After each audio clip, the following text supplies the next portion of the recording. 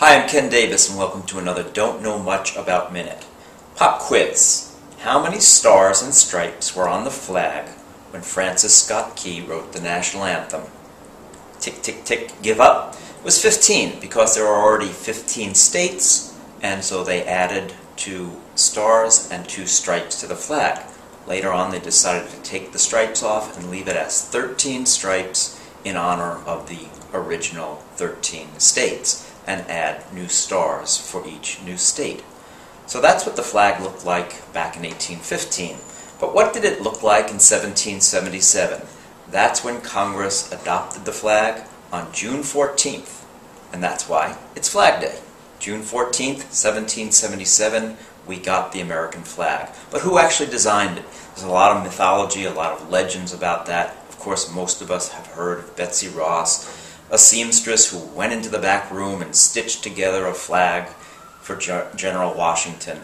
We know that's a legend that she told to her family. It got passed down for more than a century until one of her great-grandchildren finally wrote it down. The actual designer of the first flag was probably a man named Francis Hopkinson, who was a member of Congress, a signer of the Declaration, really interesting character, a poet and composer as well as a lawyer. He designed the flag and actually submitted a bill to Congress for it. He asked for a cask of wine in exchange. Congress decided not to pay him because he was already on the congressional payroll.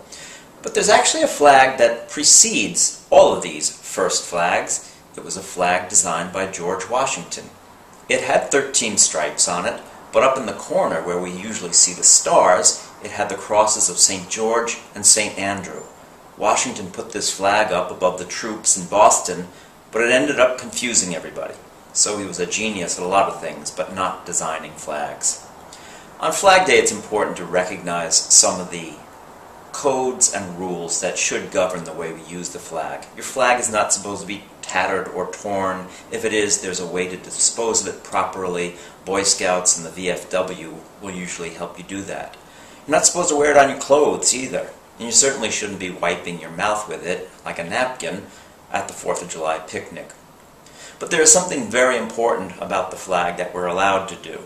And maybe many people would consider this a desecration, but we can burn the flag or otherwise destroy it as a form of protest.